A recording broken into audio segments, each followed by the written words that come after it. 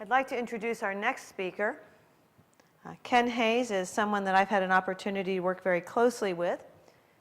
He's been a project management professional for a long time. He also had a range of organizational experience with other companies before he came to Eli Lilly. If you talk to him, he's an avid Butler basketball fan. Go Bulldogs.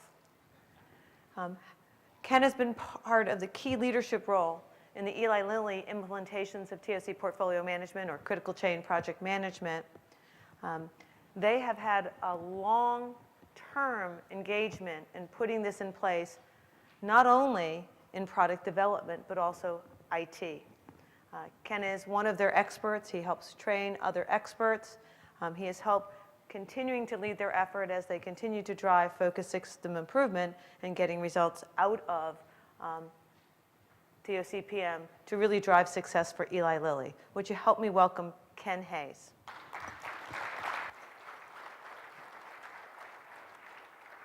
Thanks. Is it up there?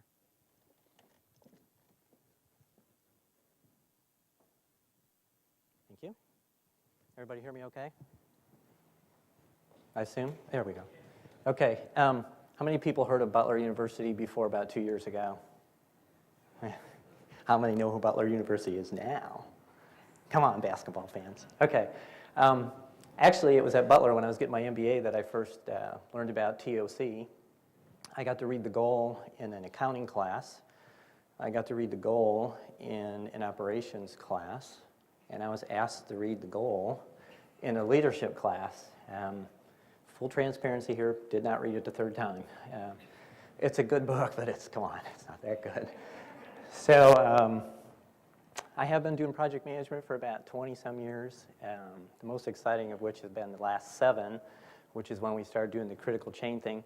And that's kind of what I want to talk about today is our journey, where we started and where we are today. In case you stayed out real late last night at the casino and you can't pay attention during the whole thing, I'd like to take away 3 key points. One is, if you're going to do some large-scale implementation of TOCPM, or what we call CCPM, Critical Chain Project Management, don't underestimate the organizational change management required to be successful. 2, don't underestimate the possible impact to your company if you are successful. Guilty of both. And 3, don't try to define done, because what I found during this whole thing is we just keep going. Once you start this theory of constraints thing and you start going, you just keep finding more ways to do things better. So it's a great journey that I don't see a completion date of right now. So that said, for those who don't know Eli Lilly and Company, this is right off our webpage. So we make medicines that help people live better lives, longer lives. Insulin. Anybody heard of Prozac? Cialis, the bathtub commercials, that's Eli Lilly. Very proud to see that Super Bowl a couple years ago on commercials. And our current scope of the critical chain implementation is actually IT and our product development organization, which we call LRL, Lilly Research Labs. And those are our current, where we focus our critical chain implementation. So our journey started about 2004, 2005. Where someone came up to me and said, "Hey, Ken, do you know anything about this critical chain stuff?" And I said, "Well, not really. Read a book, The Goal. I know a little bit about theory of constraints." So a couple of us started sitting in enclaves once in a while, drawing pictures and trying to figure out, what is a feeding buffer? What do you do with this thing, and how does this all work? Well, we kept reading and kept trying to learn about this stuff, and we eventually decided, hey, we're going to start a pilot. We're just going to give this a shot if we can find somebody to either be brave enough or dumb enough to put their neck out there. So I volunteered, and our first implementation was in our device test area IT. So a lot of the medicines we can't take, as a pill, so you have to have a device, a pump, a pen, a needle, that kind of thing. So it's a big part of our company is these devices, many of which have to go through very stringent testing on equipment that, of course, is driven by what? By software, right? So that's where the IT component comes in.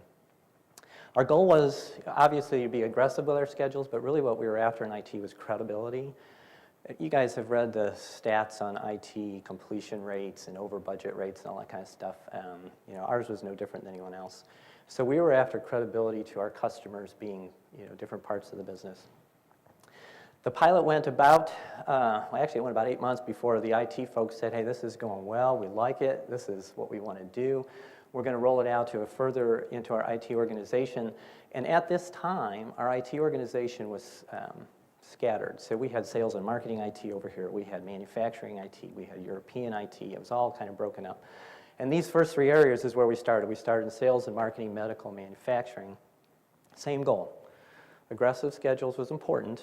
The credibility of delivery was what we were really after. We asked our CIO at the time, I'll call him Mike, because that was his name.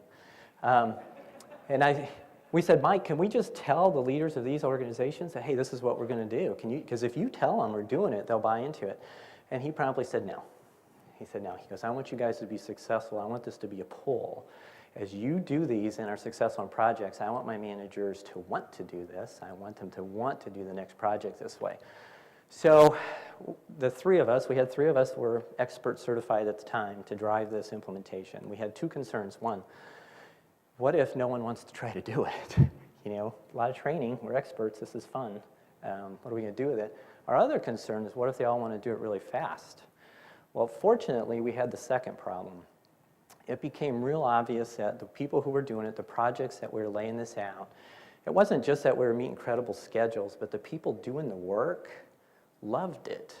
The people, the engineers who knew all along that they were constrained and kept yelling, hey, too much, too much, too much, I can't do all this work. Now we had schedules and we had data to reflect that and we could manage our work accordingly. So the people on the teams loved it, the leadership loved it, we were delivering on time, and it just grew, and it grew very fast. 2007, IT says, okay, we're rolling this out to our global organization, all of IT. It's a done deal, here we go. 3 experts. So we started the global rollout, which for me personally was probably one of the most fun times in my long career in IT, because every country I would go to, I got to hear all the reasons why CCPM won't work in their culture. You know, why it won't work in Italy, why it won't work in Germany, why it won't work in France, et cetera. So that was kind of fun. Needless to say, we got past that, and they were all using it. It was also fun to have them all in a group. I had a network build, a schedule build one time, where I had 9 people from different countries all in this one schedule build. And it was so funny to hear the people in Germany, you know, talk to the people from France about their estimates, you know, and vice versa. Like, why does that take you so long? You know, why are you people in France so slow? And we had all those conversations. At the same time in 2007, the leadership in IT was having constant conversations with the leadership in our product development area. And they were saying things like, if we've seen this impact in IT, what's the potential in our drug development chain? I mean, we're big on calculating the value of a day for a project. So not only do you have this buffer out here, but what's the value of bringing something in a day faster, a day sooner? In IT, we had some pretty sizable numbers for the value to the company. Well, think of a Prozac, if you will. What's the value of bringing that in a week earlier, a month earlier, 6 months earlier? I mean, it's phenomenal. So we decided to do a pilot in product development. It was to be a 6-month pilot. After 3 months, the vice president called a timeout and said, we're done with the pilot. We're doing it. I've seen enough. After 3 months, now we barely had time to get some schedules built and people executing, and they already saw improvement. They already saw some processes that we found were broken. And as we went through this process of identifying the constraint and so on, we made improvements to those processes and we're immediately showing value. So we went to an all-out accelerated implementation in 2008, 2009. So think of our IT organization at the time as about 1,800 people globally, 1,800 employees, not counting vendors, contractors, partners. Think of that, move that into our drug development organization, which is much, much, much, much larger, much more expansive globally. It was a huge implementation. Think of it in a so someone would ask, how could you take 2 years to convert your portfolio into critical change schedules? We had to build templates or modules for all these things. We had to try to get the teams, if you were going through a phase of, I'll just pick a phase 2 clinical trial, we had to come up with a module so they're saying, hey, here's kind of what it should look like, and if you're doing something drastically different, we need to talk. So there was a lot of work there. And what we also realized during this time is that we were spinning up some more experts like myself to help drive these builds and train people. But looking back at some of the IT projects, what we realized is there was a gap in execution. So we were handing these projects to project managers and teams saying, hey, here you go. You guys built this network. Go execute. You know all the rules. And there were some struggles. Well, the project managers weren't really trained enough on the behavioral aspects of CCPM. How do you drive this? How do you convince somebody to go for this aggressive estimate? What are the right behaviors? How do you account for variability down in your schedule? Well, some of these project managers didn't have the training. So we went to a second level of certification at this point. We had our experts like myself, which I hate using that term in this group. I don't feel like an expert sometimes talking to people like my new BFF D over here, So, but anyway, we had two levels of experts being trained here. And we also put together some enabling projects. Our LRL organization is so big, we had to put together projects like, okay, how are we going to now take this information, this buffer information, and put these into our system data? How are we going to where we used to put a date, let's just pick product launch as a date. We used to stick a date in the system. Well, now we've got this thing called a buffer. What date are you going to put in there? You're going to put the fully buffered date, the aggressive date, please now. So how are we going to do that? So we had system issues to take care of and to try to build around this concept. We had people issues, of course, in training. So we had multiple enabling projects. One of the most fun parts for me was the integration with Six Sigma teams. I'll talk about this a little bit later on, but as we would identify constraints and processes, we've got a strong Six Sigma presence at Lilly. Well, I'm not, as a project manager guy, I'm not going to try to figure out how to fix this constraint. I'll identify it, and then I let it go to the Six Sigma guys. You figure out this process, whether it truly is a constraint or if it's something that we can work on. And then we started with our first company-wide critical chain symposium. And the reason I mention that is because, as you guys are aware, if you read the papers, pharma companies are like everybody else. Times are tight, money's tight. It's not this, we don't have a lot of money to throw around anymore.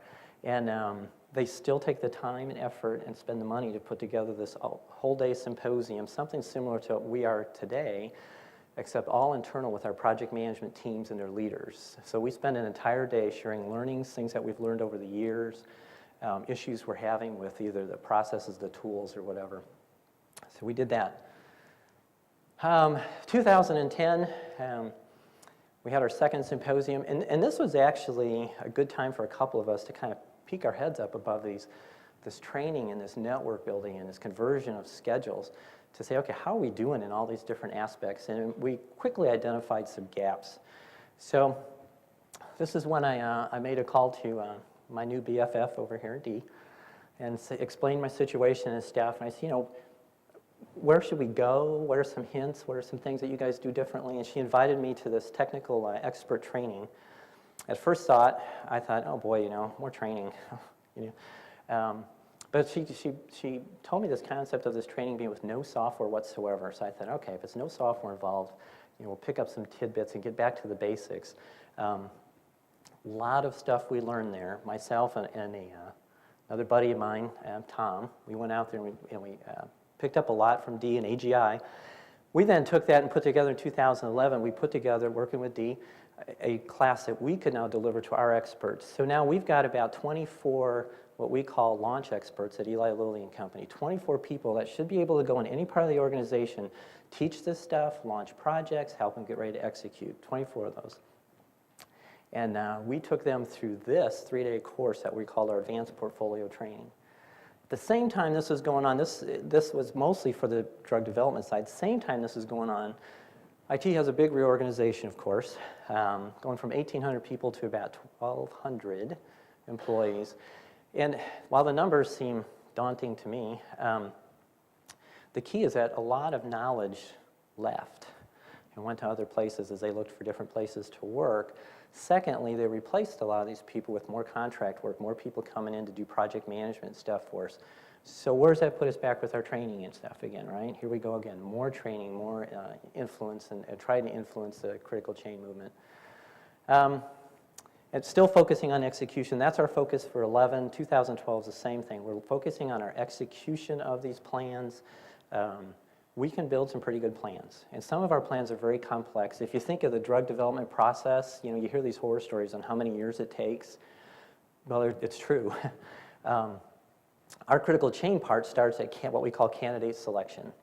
So when molecules have gone through enough scientific discovery and stuff to think, hey, we've got something here that's worth investing a lot of money in to take forward, that's where we start using the critical chain tools. That's where we build our schedules, all the way through product launch.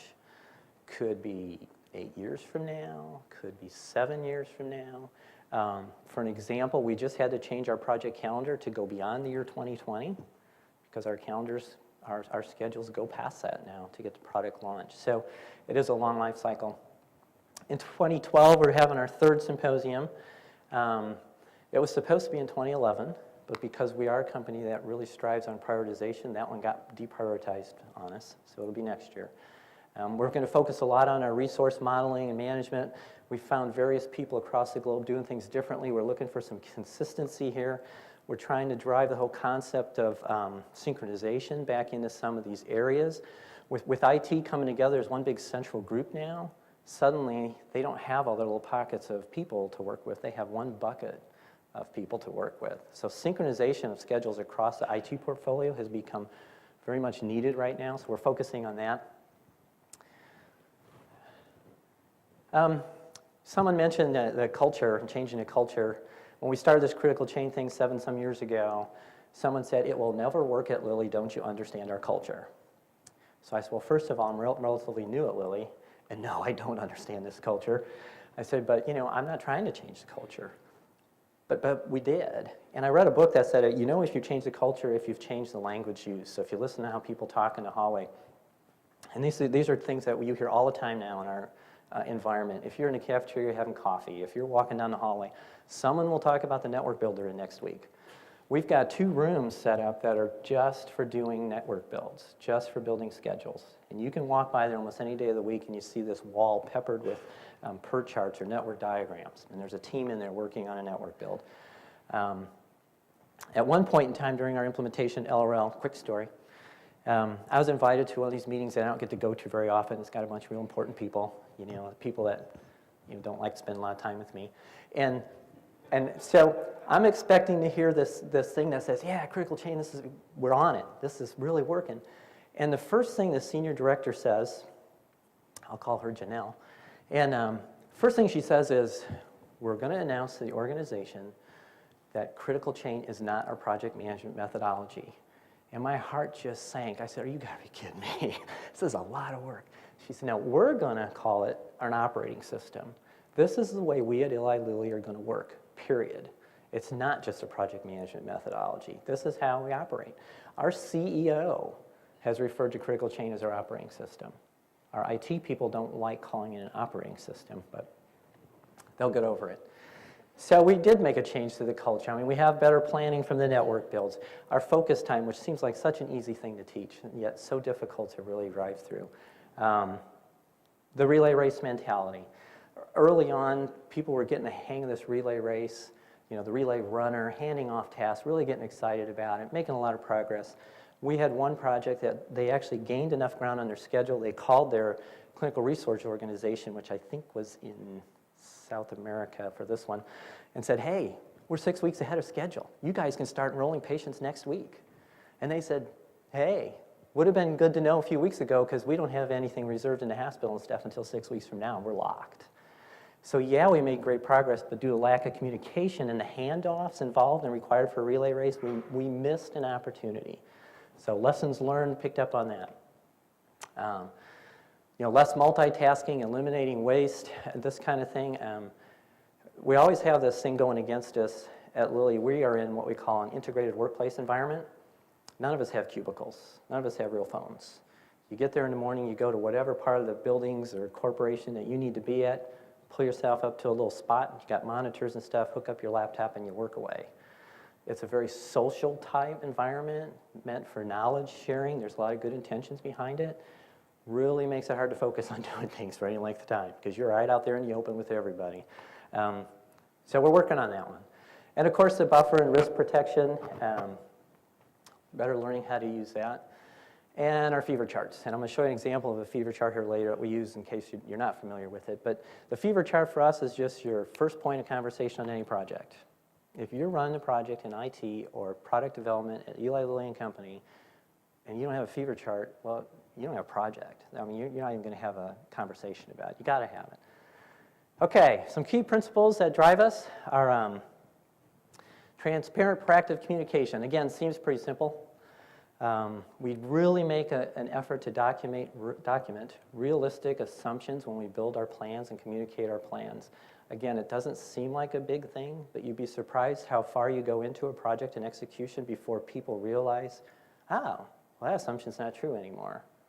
Okay, so we drive on that. Stable priorities.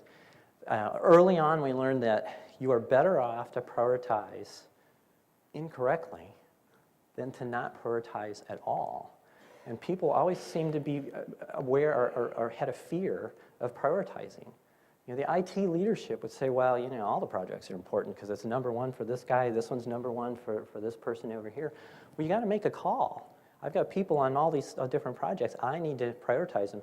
So sometimes it would get down to someone like myself, and we just would make a call and prioritize it. If it was wrong, it was wrong, but it was still better. We were still making better progress on our projects until we realized it was wrong. Fix your prioritization. So that was a difficult one to get started and get through, especially on the IT side. Realistic commitments. Again, it was about credible schedules. It was about knowing where your variability was in the plans. This is something that is easy to talk about and easy for some of us to grasp, but for some reason, a lot of project teams just don't want to identify it. They don't want to grasp it. Leadership early on in the product development side made what I call one of our classic mistakes. They had a high priority project. They built a schedule, got this buffer, and they said, well, this is such a high priority project. We'll give these people anything they need to execute, resources, money, anything. So they don't need all that buffer, right? So what we're going to do is we're going to take like 80% of that buffer away and make sure that this team can just execute. Well, it didn't take long before, you know, that little 20% of buffer was gone due to variability in work, due to some things happening. And to this day, I have one of my friends at Lilly, a vice president, will roll her eyes at me and say, oh yeah, Ken, I remember you arguing about that. So lessons learned. And the relay race thing, we've tried lots of different tricks to get it to work. We've tried lots of conversations. This is a never-ending effort to get people to really work this way. It is hard. It is really tough. I was on a project where I was the SME, I was a subject matter expert, I was a project manager, I was part-time tester, while doing my work as an expert. So it's kind of hard to, you know, run the relay race and all these things. It's all about prioritization. Just real quick, I don't want to spend time on this slide because you guys probably know a lot more about Six Sigma than I do. But our goal was predictable delivery and reduced cycle time, whether it was IT or drug development. That's the goal. And we will leverage both our critical chain tools and knowledge and our Six Sigma tools and knowledge, and we'll put these together, and it is fun. We'll take Six Sigma swim lanes that used to look like the top left, and ends up, we can compare that now to what ends up being our project network. And you can kind of look in there and see if you knew the project, you could pick out the bits and pieces. The key to this, so for me, was to help enable the Six Sigma teams to make sure they're making process improvements in the right spot. It doesn't do us any good to improve that spaghetti mess in the middle if that's not driving our timeline anyway. I mean, yeah, it'd be great to make some improvements, but that's not where we should be focusing on. So we've had a lot of good integration with Six Sigma in the critical chain effort. It's an iterative process. I was talking to somebody the other day about this. This is obviously a very small piece of the network, but I was asked to go to work with a clinical research organization, our Six Sigma team, their Six Sigma team, and some other folks, and figure out why our process, from what we call protocol approval to first patient visit, was so much longer than the industry standard. So we took our process, built our critical chain, said, okay, here's the longest pole in the tent. Six Sigma teams, and this was like a 2-week effort of about, I don't know, 16, 20-hour days, it seemed like. And then they would work on the processes and work on trying to figure out how to get some time process improvement out of this. Some of it you think would really be hard and complex, but some of it was really easy. We found things like, well, that box, that task, that doesn't even belong in this process. Why is it here? That can be done later or a different place. So we made a lot of improvements, and what we did here, this iterative process, is we'd make some changes, rebuild our network, make some tweaks, and suddenly you're looking at a different critical chain, right? And we do it again, and we do it again. And this was fun for me, because first of all, I learned a lot of detail about the process and protocol approval to first patient visit, But to actually see the Six Sigma teams and critical chain work together like that and work really fast. So what we had seen at one point is this, and I apologize for not having a lot of statistics up here on what we've done. Some of that information I'm not allowed to share, especially around product development. I can tell you that in a time when pharma companies are cutting back left and right, including Lilly, our PMO and our energy towards critical chain has not dwindled at all. You know, I get to come here. We're always after learning more and getting better at it. So I can share with you that there are different benchmarkings with different pharma companies on lengths of processes. So I mentioned protocol approval to first patient visit. We rank ourselves amongst our peers. And some of those, out of 13 pharma companies, we were hanging down at 11 and 12 as far as length of time.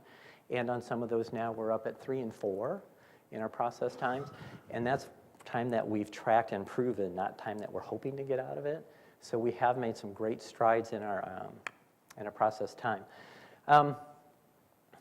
So IT had a couple areas that actually hit 100% on-time delivery, so they told me. And I looked into some of their data, and I kind of disputed a couple things, but I'm happy to say 90%. Where they struggle now in a new organization is how do you do this with all this contractors and vendor integration? I mean, we've got large parts of our IT business that are now run by IBM. Large parts of our outsourcing stuff run by TCS. Well, you have a choice. Are they going to play in the critical chain space? How are you going to integrate them into our world? And so that's the part that they're working on now. The other thing, of course, is the WIP. They just keep firing off projects. We're down to 1,200 employees from 1,800, and the number of work projects out there hasn't decreased. So we've got some issues there. The LOL side, they did a great job of embracing the behaviors. I actually got to meet with the CEO for about 2 hours a couple years ago. He sat down with 3 of us, and he drew up on the board what he thought critical chain was all about and what he thought issues were around constraints and stuff. And what he drew, we could almost take and put into one of our training slides. It was so close to the way we're training it. So our CEO gets it, which is quite impressive, at least I thought. Great process in decreasing times. One of the things we have in our organization is it's very large, and the training never ends. We continually have, over 7 years, you're going to have people leave the company, leave the organization, new people come in. We also have this rotation thing in LRL where we don't want people in jobs for much longer than 3 years. We want them to grasp this part of the job, move on and grasp another part so that their knowledge base is across LRL. Well, that's great, but then you get new people coming in. Did I hear something? Oh. New people coming in, you get to train them all over again. So that's an issue. And the complexity of effort. One of the plans I just helped a team with the other day is a program file and 5 sub-projects. It's 8,270 tasks. And just besides the volume of work in this network, it's the complexity of dealing with clinical research organizations across the world, manufacturing plants across the world. So it's a very complex projects that we build. I don't expect you guys to read this, and I'm certainly not going to read it. What I want you, if you just glance over a few of these, what I want you to consider is a lot of these lessons learned is all about building our modules, getting our teams going, and during that 2008-2009 period. And my point here is that we can plan. We can really plan.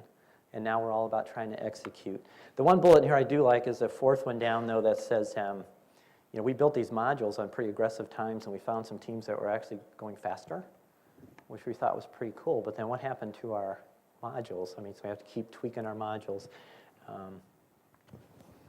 And of course, the challenge is the one on the bottom. Challenges with integrating partners is really tough. Okay, so move the clock ahead to 2010. This is a fever chart, by the way, for anyone who hasn't seen it. Across the bottom, you're looking at project or your percent critical chain complete. Going up, your buffer consumed. What we found is that a lot of people really thought that these are identical. And that if you were, I think I have a pointer in here. Yes. If you were up here on each project and both projects are in the red, both projects need escalation, and we just need to throw the stuff and recover. Well, the question is that really true? And this is where we're working with AGI, and Dee's sharing with us this decreasing size buffer management practice that we were really able to help teach this differently. And I was excited to look on the program to see you guys have a breakout session on decreasing size buffer management. So the question is, do they both need recovery plans? If you've got a bunch of IT projects in the red, you just throw resources at all of them? How do you decide? And if so, how much? And then, of course, just for give you guys some data here, I'm pretending at least that there's 50 days of buffer on this project, 10 days are left, okay, on both projects. So the key to this, if you look at the remaining tasks, and I tried to make a simple example here, Project A has got 2 tasks left, very little variability.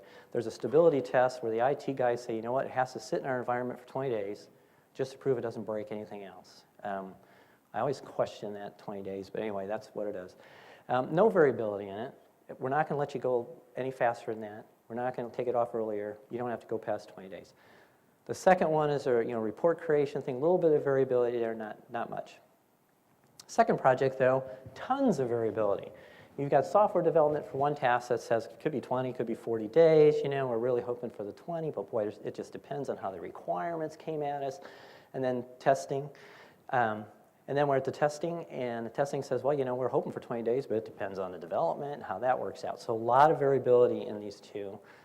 And so when you get back to this at a high-level view, Project A, all their risk was at the beginning. So, yeah, they're sitting up there in red on the fever chart. That's okay. What they really need is about 10 days of buffer. And if you look at the little bar on the right here, they got about 10 days of buffer, so we're fine. So there's no reason to escalate on this project. Yet I will see from our IT leadership these emails coming out saying, hey, we've got 12 projects in the red. I want to know what we're doing about them and how we're going to get them out of the red in 2 weeks' time.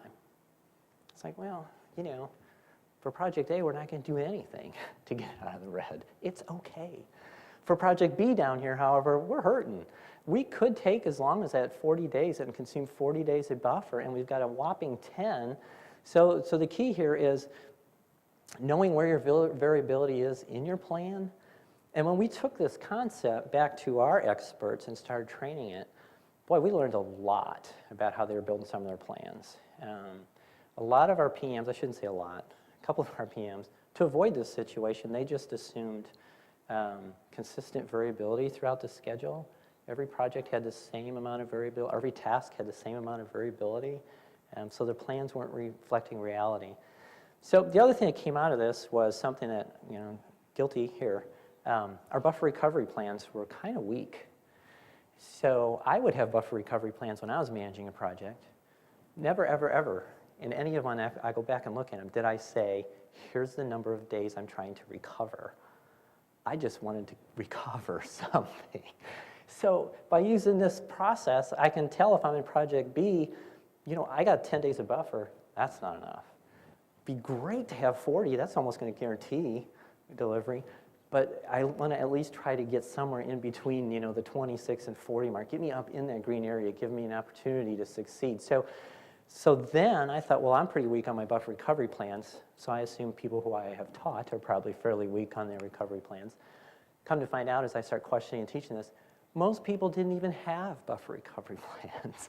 So when this project is going up 6 days in a row or 6 weeks in a row, there you see them going from yellow up to the glowing red. First question I asked was, well, what did the buffer recovery plan look like, for Project B? Oh, well, we were hoping for this and we were hoping for that. So we now have a little bit better process on our buffer recovery plans. So obviously, Project B has more variability. Here's what we learned from that. I think I probably talked about most of these already. How many days to recover is huge, should be huge. And the other thing that I'm trying to get through, and Dee was great at helping us see this and come up with ways to teach it, is you build a schedule. And some IT plans could be 12 months long. Some product development plans could be years long. And you make assumptions on variability in work that is way out there. Well, as you progress through your schedule and those assumptions change, update those tasks. We've got this thing that we call a 4-week look ahead, where project managers are looking at what's coming up in 4 weeks, what's about to get my critical chain, what is on my critical chain, how are we doing this in 4 weeks? That's great. It's a great execution tool to keep people focused. The next step should be where we are now in our schedule, what have we learned to modify some of those tasks way out there that show a lot of variability or no variability. Lots of gaps. So we're working on that one. The other thing I want to talk about real quick, and I'm not going to put the formula up here, even though I love to put the formula up here because it's, it's so cool, is iteration variability. So think about IT, we've got iterative development. And one of the questions is always, okay, we know we're going to go through 2 iterations, but we may have to go through 3, we may have to go through 4, we may need 5. We don't know right now. So how do you model that? And what we found is we had some very creative project managers. We modeled it in some really cool ways. Some project managers would hard code every possible iteration that may ever happen, because that way they're covered. They've got plenty of buffer. If they can sell that to leadership at the beginning, you know, they've got a lot of protection in their plan, which is not the right way to go. We had other ones who said, hey, it's in our risk plan.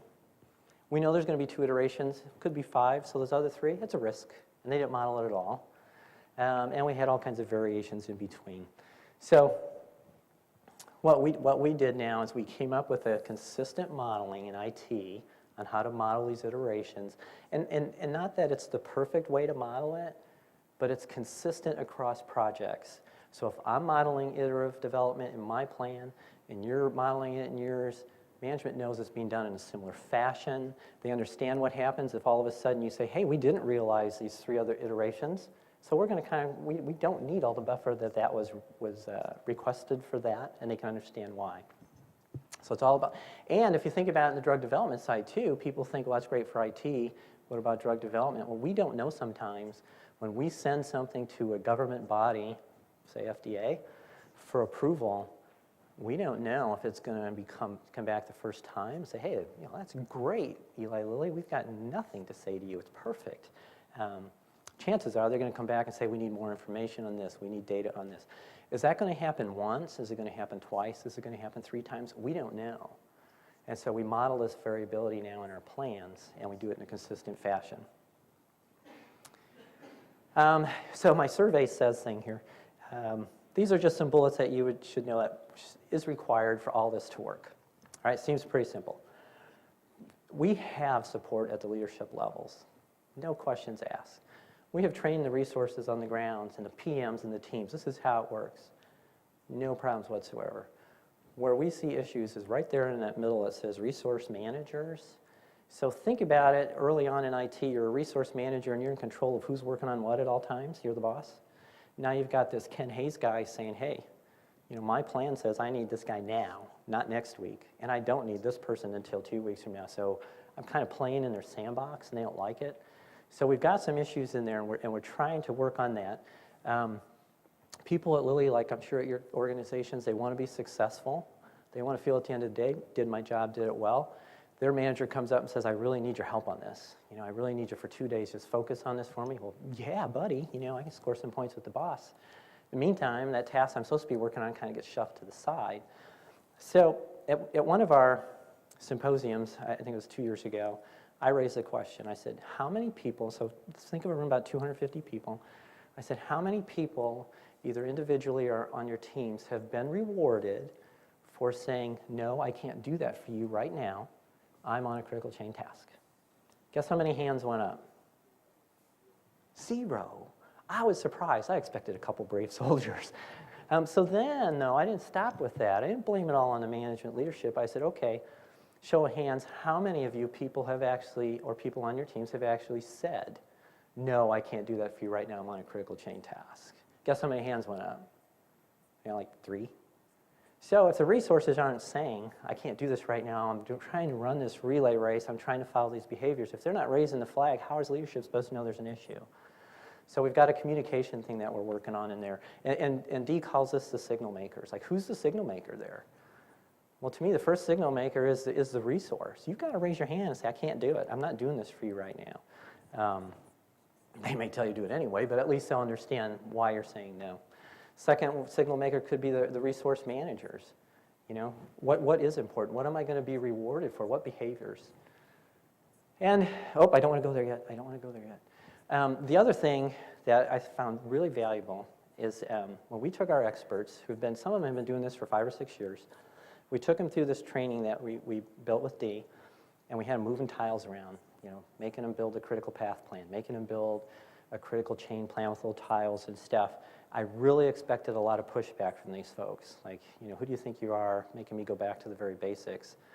It was awesome. I mean, these people came up with questions and stuff they didn't realize, some things that they're seeing differently. When we got to the point about synchronizing schedules, some of the same leaders in project management on the IT side who said, we don't need that, we're suddenly asking, why aren't we doing that? And so my point there around this continuous process improvement and this whole journey is that sometimes to get the points across, you have to go back to the basics to get the point across. It's knowing when to do that. I went really fast. I was afraid I'd run out of time. Questions? Because I could tell more stories. No, I'm just kidding. Again, if you have any questions, you want to come up, come right up to the mic, please, and so we can get it on tape. Come on up and don't be shy.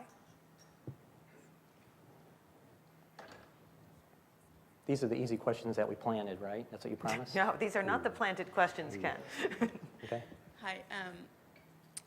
I see on your last chart, you said it's very important for the senior leadership to continue to support and reward the efforts. How did your senior management reward those efforts? Really good point.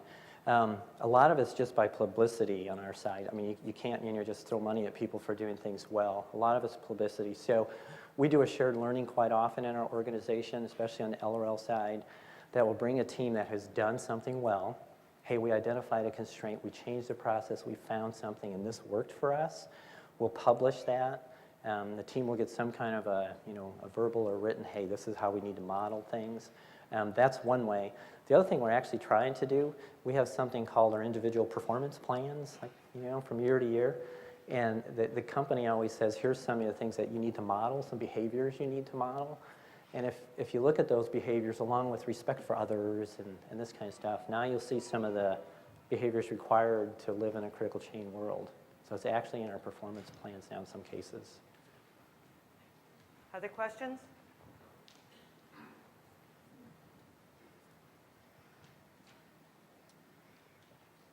Yeah, what tools did y'all use to develop your buffers and your schedules and produce your fever chart? We use ProChain. Product is ProChain software. It's a critical chain software. It's got a client side and a web side. So the client side is for the project managers to actually build the schedules and the networks and model and create the buffers. And like other softwares, there's you can tweak and set configurations to do it what you're looking for. And then for us, for the execution side, is the web-based tool. We've got about 7,000 users now globally that actually go in and see their tasks, update their tasks. One of the behaviors that we really drive is for individuals to update their own tasks. No one's too important to take 10 seconds out to update your own tasks. I will tell you, I've gotten pushback in the past from my favorite one is a physician in France who, after 20 minutes of explaining to me how much money he made, how important he is, I explained back to him that in that 20 minutes, he could have updated tasks for the rest of the year. I mean, it's just not that much work. But that didn't go over very well. But the point is to get that, one of the keys to success is that people that build these networks understand their plans, and for them to make the updates is important. They're the only one that's going to understand that if the variability changed in their tasks. They're the only one that's going to know what the real remaining duration is. So we really push hard for that. And that's done through our web tool. I'm sorry? Frequency of updates. Yeah, our frequency is currently weekly for both IT and LRL. It's worked real well for us. Now, some IT projects, if they get close to a go-live date, some of them will go daily. If you're 15 days out from a go-live and this is a global rollout, you are really held to the 15 days at the end. They'll actually go to a daily buffer update to just keep track of everything. But for the most part, we stick with weekly. Other questions? Come on up if you have questions. Don't be shy. Thanks for your presentation. I'd like to take you back to your pilot. So when you started launching your pilot, did you have the resources that were involved in that pilot focused strictly on applying CCPM principles, or did you have them with one foot in their kind of current world, doing their day job, and the other foot in, okay, I'm going to try this new methodology? Yeah, that is an excellent question. Ideally, we would have had them just on the critical chain project. But even myself, as the leader of the pilot, and the project manager, I was told, yes, Ken, you can do this pilot, but guess what? You're doing the rest of your work as well. So they did have a foot in both. And actually, it kind of worked out for us because they really, the critical chain side, they got it. They loved working in that manner. And they started the communication back to some of the other projects and teams they were on, saying, well, why aren't we doing it this way? You know? So it worked out well for us. When we went to the LRL side, when you're talking, 180 some critical projects, we couldn't have people in both worlds very long. That's why we had the 2-year acceleration. We got them into all critical changes as fast as we could. So in secondary part of my question, so when you had them in both worlds, did you get them actually saying, no, I'm working on a critical chain task? Did you actually get them telling other people on other projects that weren't involved in critical chain efforts, saying that and applying some of the principles?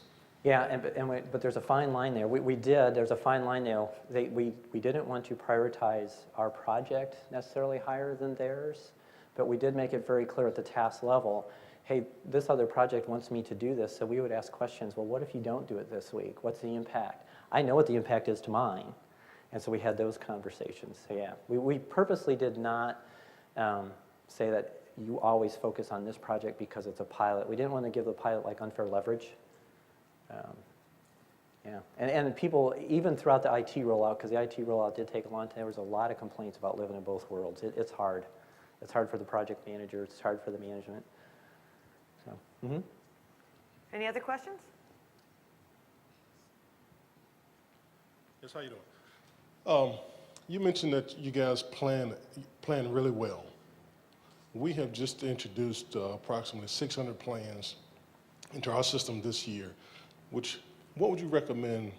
Because you mentioned that you had one plan with 8,000 tasks. What would you recommend as far as to get a good, solid plan together? well, for the long plans, like this 8,000 task one and some others, the key to us is what we call our next planning horizon on big projects. So our process is to get the key players that understand the work. We get them into this room for our network build, and we really focus on from now to the next key delivery or the next milestone, if you want to call it a milestone. That we plan in detail. So for some projects, this could be, or that effort could be a 6-month effort. It could be a year effort. But then what we do then is we focus on that, and as we learn from that, we get ready to plan the next planning horizon. As we get close, we do that. So what we don't do is try to put a lot of detail in an 8,000 effort plan all the way to the end. We've got something that we even use for archetype data, we call it.